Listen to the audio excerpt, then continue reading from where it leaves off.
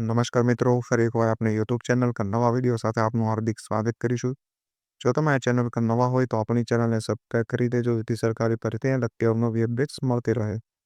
અને જો તમે આપણા વોટ્સએપ ગ્રુપમાં ન જોડાયા હોય તો તેની લિંક ડિસ્ક્રિપ્શનમાં આપેલી છે, જેમાં ક્લાસ 3ની ભરતીઓ તે ઉપરાંત શિક્ષક ભરતી અને આંગણવાડી ભરતી માટે જે અલગ અલગ લિંક આપેલી છે તેનાથી તમે જોડાઈ શકો છો। તો મિત્રો, આજના વિડીયોમાં તે સામાજિક કલ્યાણ અને ન્યાય અધિકારીતા વિભાગની અંદર જે 10 પાસ પર અથવા તો કે પોસ્ટ મુજબ ભરતી આવેલી છે, જેમાં હાઉસ મધર, ત્યારબાદ એજ્યુકેટર એટલે કે શિક્ષક જે ટૂંકી અથવા ડીએડ પર, ત્યારબાદ હેલ્પર 10 પાસ પર અને અન્ય જે સ્નાતક પર પોસ્ટ આવેલી છે। વય મર્યાદાની વાત કરવામાં આવે તો 21 થી 40 વર્ષ હશે અને ઇન્ટરવ્યૂ આધારિત જે સિલેક્શન થશે। તો આ વિશેની સંપૂર્ણ વિગતવાર માહિતી આપણે આ વિડીયોમાં આગળ મેળવીશું। તો ચાલો મિત્રો, વિડીયો શરૂ કરીએ।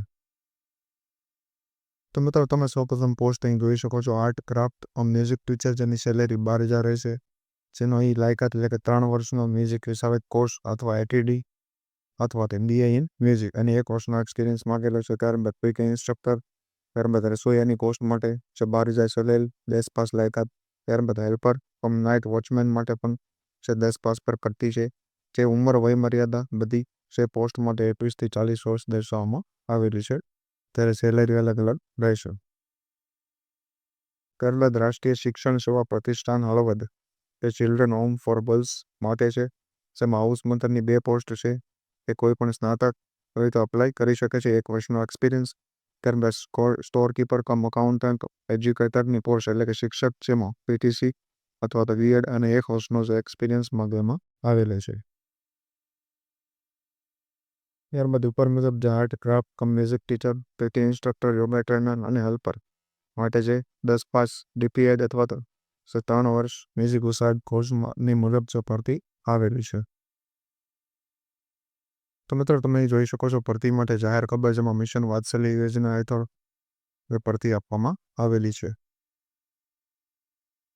ત્યારબાદ અહીં દર્શાવેલ છે કે આ ભરતી જે છે હંગામી ધોરણે એટલે કે 11 માસના કરાર આધારિત રહેશે।